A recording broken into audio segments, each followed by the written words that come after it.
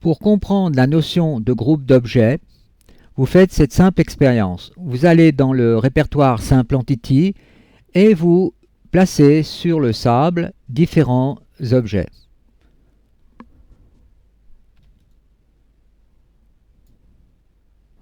Ensuite, vous sélectionnez par exemple les deux barils grâce à la touche CTRL et les deux caisses. Ensuite, vous allez dans le menu Groupe et vous cliquez simplement sur Groupe. Vous donnez un nom de groupe, par exemple objet 1, OK.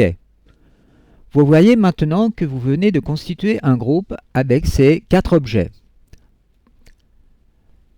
Lorsqu'un groupe est constitué dans une map, il est entouré d'une grande boîte verte. Vous pouvez aussi cliquer sur Liste d'objets et vous voyez ici la notion de groupe. Faites OK, vous venez de sélectionner le groupe. Vous pouvez appliquer à ce groupe toutes les opérations de déplacement et de rotation. Si vous désirez rajouter un objet à un groupe, il suffit simplement de sélectionner cet objet, d'aller dans Groupe, de faire Attache et de sélectionner le groupe pour que l'objet apparaisse dans le groupe. Si par exemple vous désirez modifier un objet dans un groupe, vous pouvez faire ceci, vous sélectionnez le groupe, ensuite vous faites Open. À ce moment-là, les éléments dans le groupe sont séparés et vous pouvez par exemple appliquer ici un déplacement de cette caisse. Voilà. Ensuite, il va vous falloir refermer le groupe toujours en sélectionnant le groupe et en faisant Close. Pour supprimer un groupe, il suffit simplement de sélectionner le groupe que vous voulez supprimer, faire Groupe, Ungroup. À ce moment-là, les éléments sont de nouveau séparés. Réalisons une nouvelle expérience en plaçant sur le terrain une caisse et un baril d'huile pour comprendre la notion de lien. Alors, dans le cas présent, vous allez considérer que la caisse ici est ce que l'on appellera un enfant et le baril sera le père. Pour créer une hiérarchie entre un enfant et un père, on va utiliser la chaîne qui est ici et qui va nous permettre de faire un lien entre l'enfant vers le père. Sélectionnez ensuite le père, appliquez une rotation suivant l'axe des Z et vous constatez que l'enfant suit le père. Si vous sélectionnez par contre la caisse tourne sur elle-même. Pour défaire un lien entre un enfant et un père, il vous suffira simplement de cliquer sur cette icône. Faites cet exercice en donnant ici le nom de père au baril, père, ici à cette caisse enfant 1, enfant 2 et enfant 3. Maintenant, sélectionnez l'enfant 1, faites une liaison entre l'enfant 1 et le père.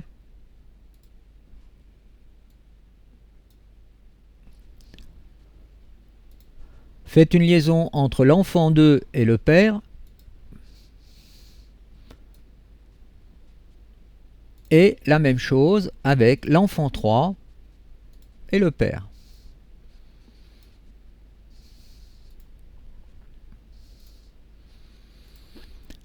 Maintenant, faites tourner le père pour constater que les 3 enfants suivent. Cliquez maintenant sur l'icône Selected Object. Vous voyez que là, vous avez le père et les 3 enfants. Maintenant, faites ceci, activez cette variable pour voir la hiérarchie que vous avez créée, le père étant à la racine de la hiérarchie. Regardons les différentes possibilités de configuration de l'éditeur de Far Cry. On peut par exemple décrocher toute la partie droite du menu ou bien positionner le menu à gauche. Vous pouvez aussi agrandir cette partie de menu. Vous avez aussi la possibilité de changer la configuration des menus ici. Par exemple, je fais ici ça sur 4 lignes. Ensuite, je rétablis la situation. Vous pouvez rendre invisible la barre des outils, ainsi que la barre déroulante. Vous pouvez afficher la fenêtre perspective en vue fil de fer en sélectionnant cette variable. Ici, les entités qui se trouvent sur le terrain peuvent être affichées avec leur label. En activant cette variable, vous voyez ici que je trouve le label de ce baril. Vous pouvez changer le nom des labels ou des étiquettes à cet endroit. Changer la configuration des fenêtres, par exemple 4 fenêtres, OK. Chaque fenêtre peut être séparément aussi changée par View.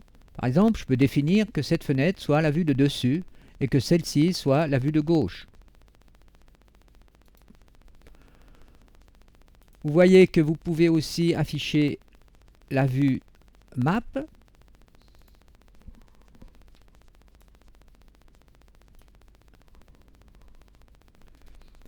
Vous pouvez aussi changer manuellement la configuration des fenêtres, comme cela vous convient.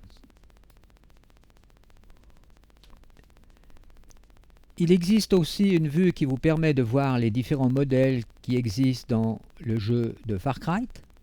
Modèle Preview, que vous pouvez agrandir. Pour utiliser la fenêtre Model Preview, il suffit de cliquer à cet endroit pour aller chercher un objet dans les différentes entités. Ensuite, vous pouvez, grâce au bouton droit de la souris, faire un pan à droite, à gauche, en haut, en bas. Le bouton gauche vous permet de tourner autour de l'objet et les deux boutons vous permettent de faire un zoom sur l'objet. Allez par exemple chercher un personnage dans la librairie des caractères du jeu. Ensuite, cliquez sur une animation possible pour voir le résultat dans la fenêtre de Preview. Faites Reload pour retrouver le caractère d'origine. Les personnages dans Far Cry sont constitués d'un squelette dont chaque partie du squelette est appelée un bone. Ici, vous avez la liste de toutes les bones qui se trouvent sur ce type de personnage. Vous avez la main, le bras, l'avant-bras et ainsi de suite. Alors, cherchez maintenant ce bone où on va pouvoir attacher à ce bone un fusil d'assaut par exemple. Cherchez le fusil d'assaut à cet endroit. J'utilise un M4, Open, et ensuite je fais attache.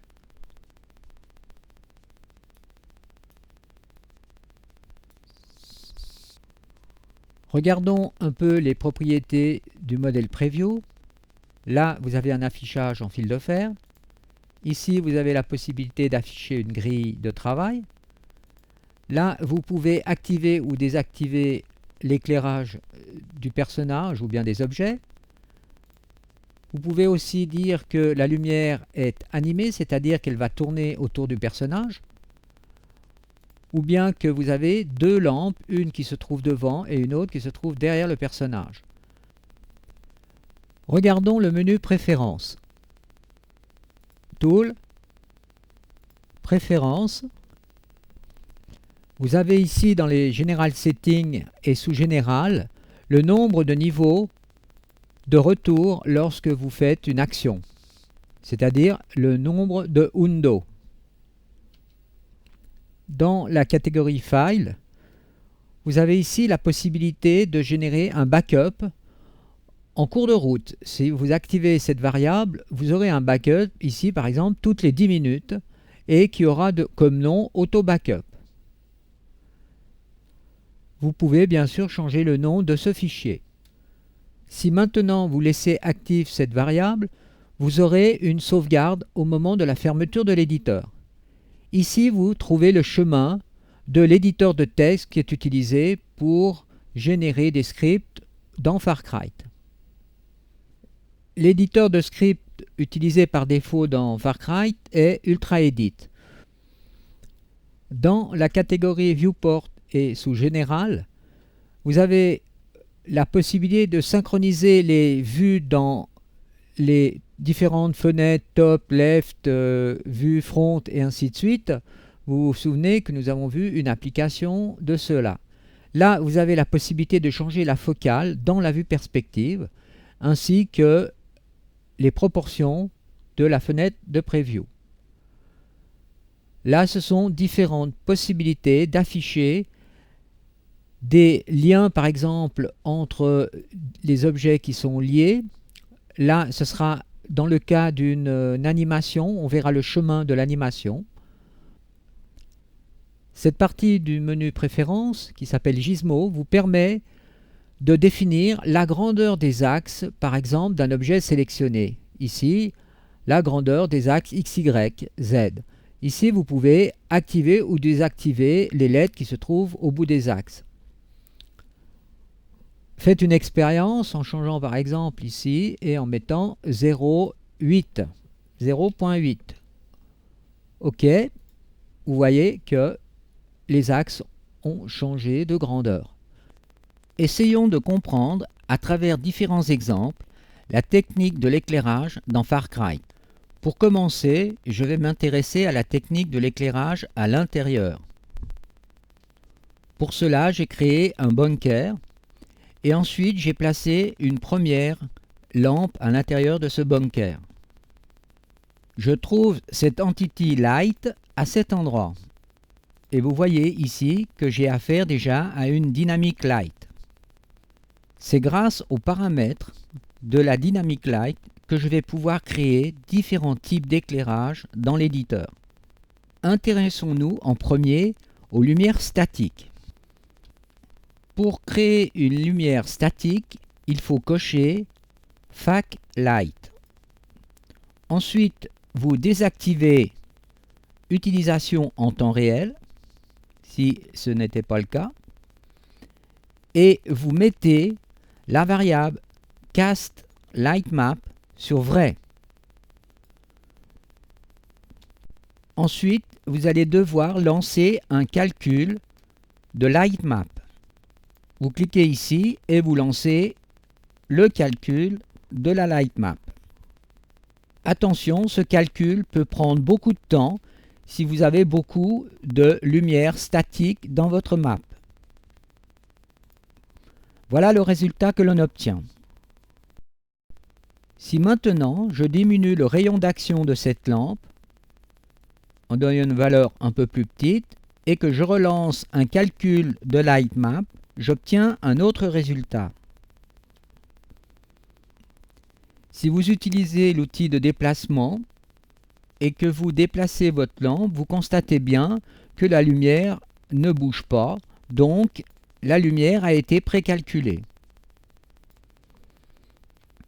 Si vous revenez en Dynamic Light en désélectionnant cette variable ainsi que celle-ci et que vous vous mettez en Real Time, vous voyez que l'éclairage est différent et si maintenant je déplace la source de lumière suit bien sur les murs. Nous venons de voir la différence essentielle entre les static light qui sont précalculés et les dynamic light qui travaillent en temps réel. Intéressons-nous plus en détail aux paramètres de la dynamic light. Première chose, ici la valeur active, c'est comme l'interrupteur de la lampe. Vous voyez que je peux allumer ou éteindre la lampe ici. Je peux choisir la couleur de diffusion de la lampe en changeant la valeur ici. Je peux changer le multiplicateur de diffusion, c'est-à-dire la puissance de la lampe.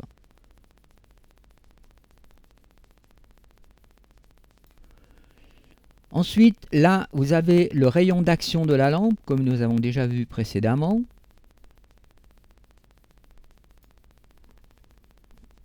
Pour voir ce que l'on appelle le paramètre spéculaire, ou la couleur de la lumière spéculaire, je crée cette scène avec un baril, et je constate ici, en déplaçant la lampe à cet endroit, que là j'obtiens une autre lumière. C'est ce qu'on appelle la lumière spéculaire d'un objet. Changeons sa couleur.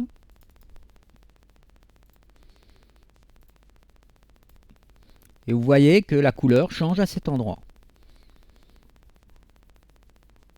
De la même façon, vous avez ici aussi un multiplicateur de lumière spéculaire. En agissant sur la variable LightSteal, on peut obtenir des flashs de lampe par exemple, ou d'autres effets. Il suffit simplement de changer le chiffre ici et de tester. Nous pouvons aussi utiliser la lampe comme projecteur de texture en cliquant ici et en choisissant une texture appropriée.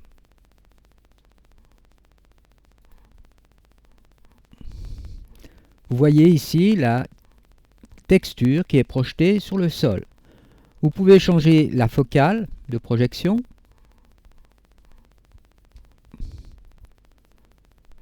Et aussi de décider que la projection sera projetée dans toutes les directions en activant cette variable. Une variable extrêmement intéressante et qui donne beaucoup de possibilités d'éclairage est de rajouter un shader à la lampe. Vous cliquez sur cette variable et en cliquant sur ce bouton, vous ouvrez la fenêtre et choisissez le type de shader qui vous intéresse.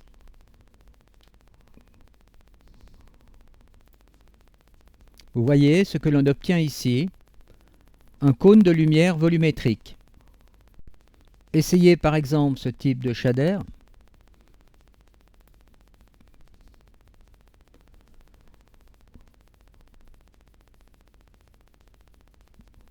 Un autre type extrêmement intéressant aussi et qui montre toutes les possibilités de ces shaders.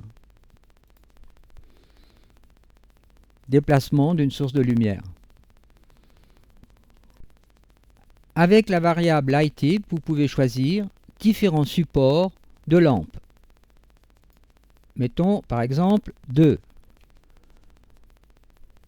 Faites un reload script et vous voyez que vous venez d'obtenir un support de lampe.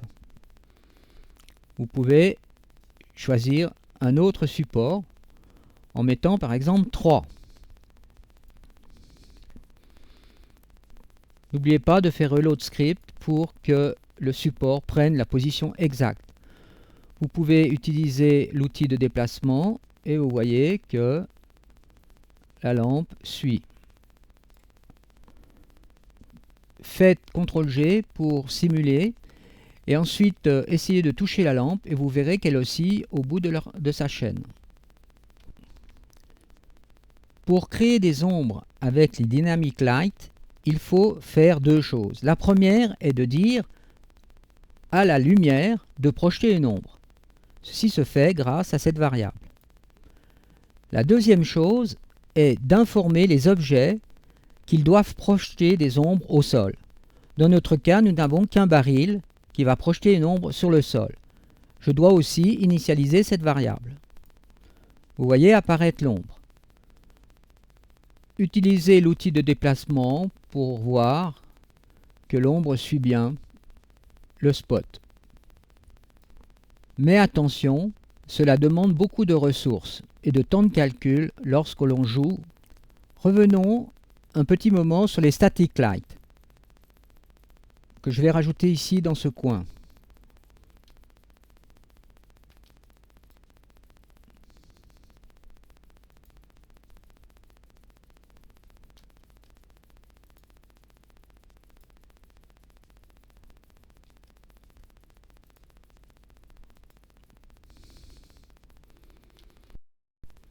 Je donne la couleur bleue à la static light.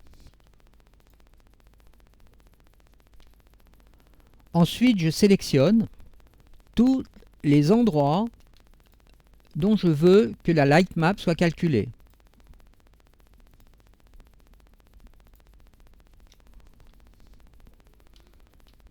Et cette fois, je fais seulement Generate Light Map sur la sélection.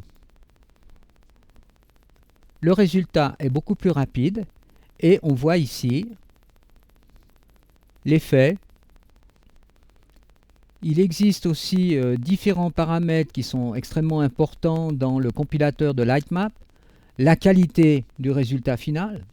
Ici, vous pouvez augmenter la qualité en montant sur résolution plus haute. Et là, le choix de la résolution de la texture. Attention, cela prendra énormément de temps de calcul. Et cette partie-là est utilisée pour ce qu'on appelle l'anti-aliasing sur les lignes. Ici, vous avez un exemple avec deux lumières statiques de couleurs différentes. Regardons ensemble un petit exercice de style en utilisant la Track View. J'ai positionné donc une Dynamic Light dans ma scène et je lui ai rajouté un shader du type Beam. Ensuite, je crée une nouvelle séquence dans mon Track View que j'appelle lampe. Je clique sur cette icône pour ajouter la Dynamic Light dans mon Track View. Et sur Position, je vais jouer sur la rotation de la lampe en cliquant d'abord sur son bouton et ensuite j'utilise l'outil de rotation. Je bouge légèrement ma lampe, ce qui crée une première clé. Et ensuite, je vais par exemple ici et ainsi de suite.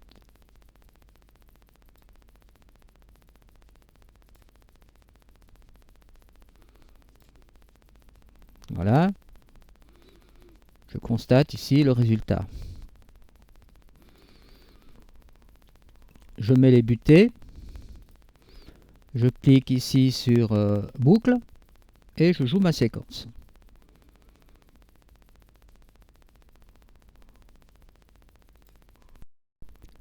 Je n'oublie pas aussi de définir Play on Load, c'est-à-dire que ça sera joué dans le jeu pour la séquence de la lampe.